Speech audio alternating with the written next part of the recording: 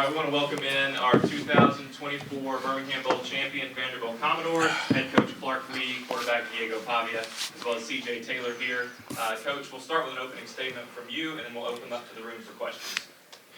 Well, let me start by just, paying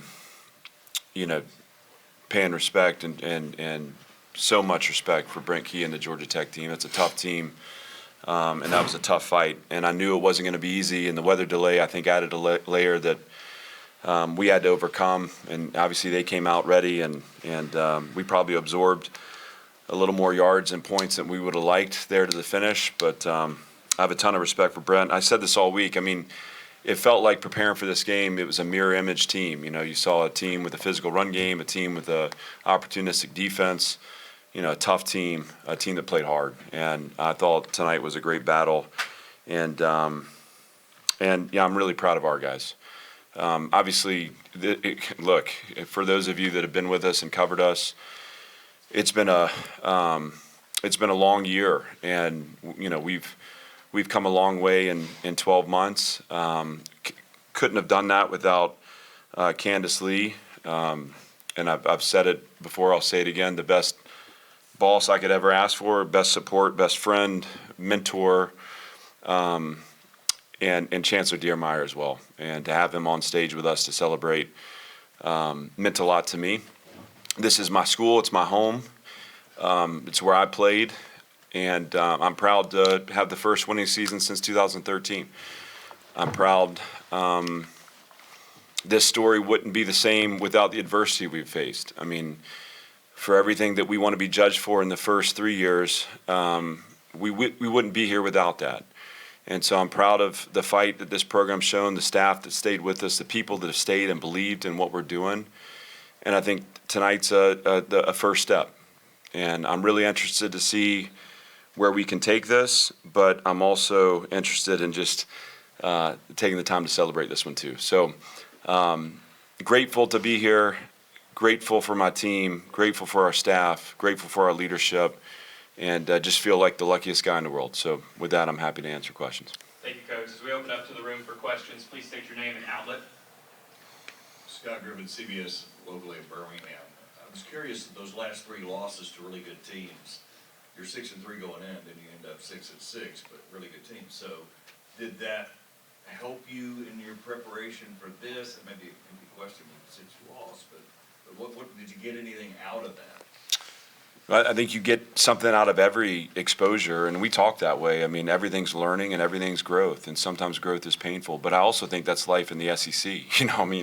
We play in the hardest conference in the country, and I think we learned a lot also about where we need to strengthen moving forward so that we can navigate that schedule.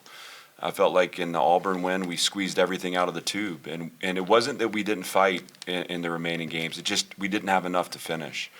I feel like we stayed the course. We didn't talk about those things in the building.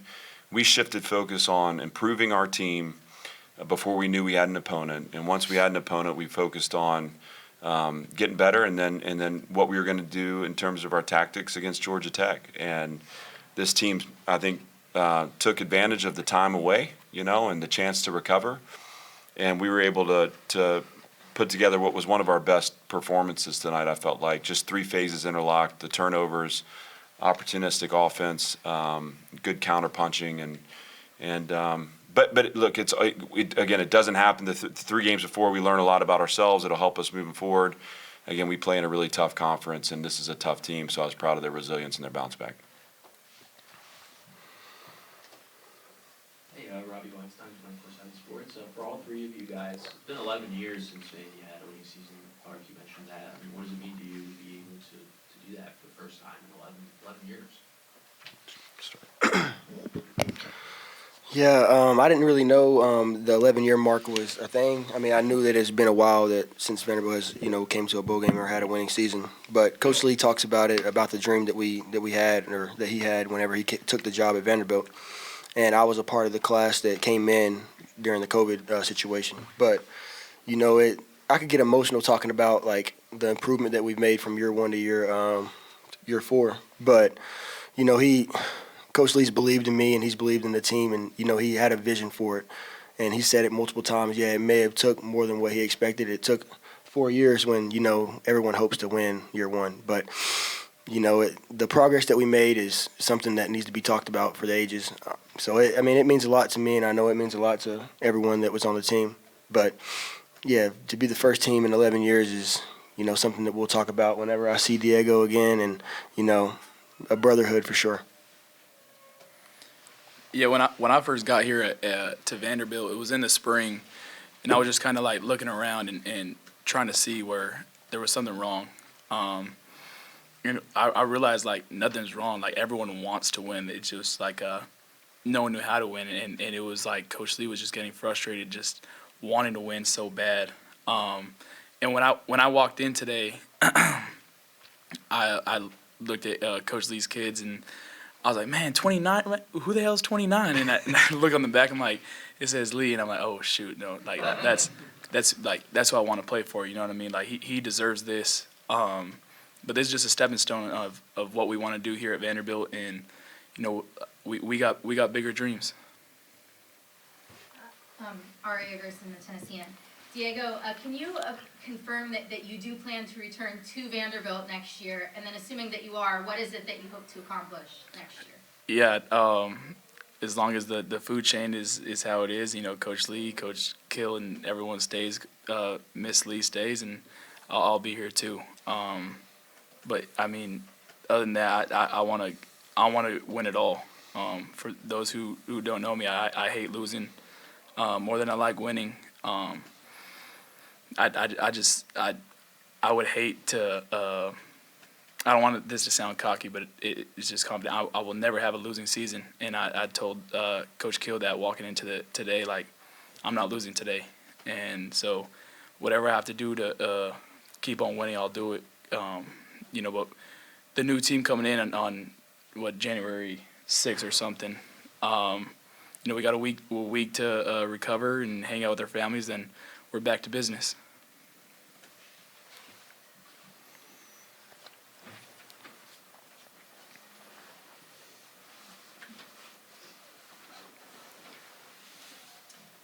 Johnny Collin, ABC 3340 here in Birmingham. I just want to ask you about Diego's day. 5 touchdowns, and I think challenge coaching isn't the right way to phrase it, but when he's so dynamic, how difficult is it to try to put him in situations that allow him to make plays like he has? Well, we're fortunate to have him, and I think CJ would support this too, because obviously CJ's been here with me, but I don't know that there was a more perfect person to quarterback this team and to quarterback this program moving forward.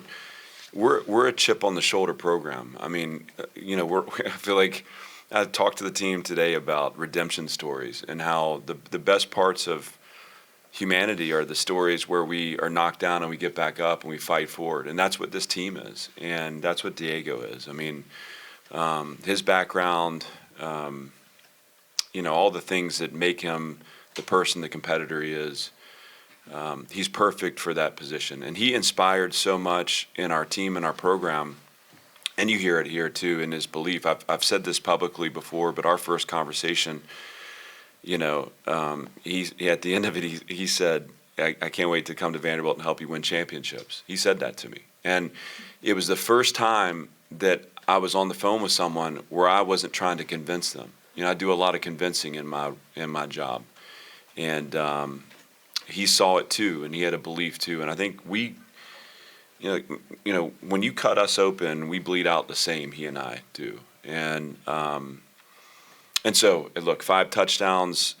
Again, I think he would also say that those things don't happen without great play in the offensive line, great play in the perimeter, great play call by Tim Beck. What is there left to say about Tim Beck's job this year? I mean, what an incredible. And I thought early on, some of his counter punches and calls offensively, the creative design, the touchdown to Cole Spence. I mean, he was masterful, and Diego did a great job, orchestrating it from the quarterback position. And when we needed him to create, he created, and he found ways out of tough situations.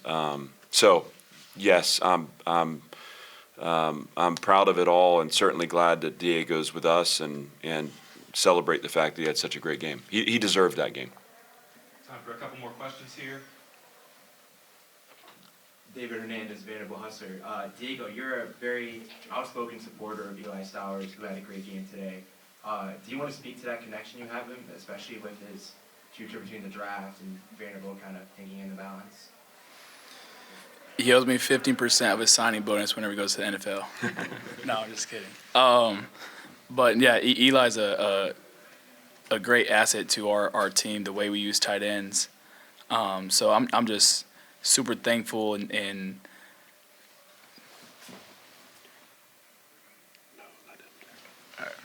yeah, I'm just super thankful to have him on this team, and you know, you guys see him every day. He's, but more important, like, he leads the team to Jesus, and so I can't ask for any a better roommate, a better teammate. Like, God does stuff for a reason. He brought me to Vanderbilt for a reason.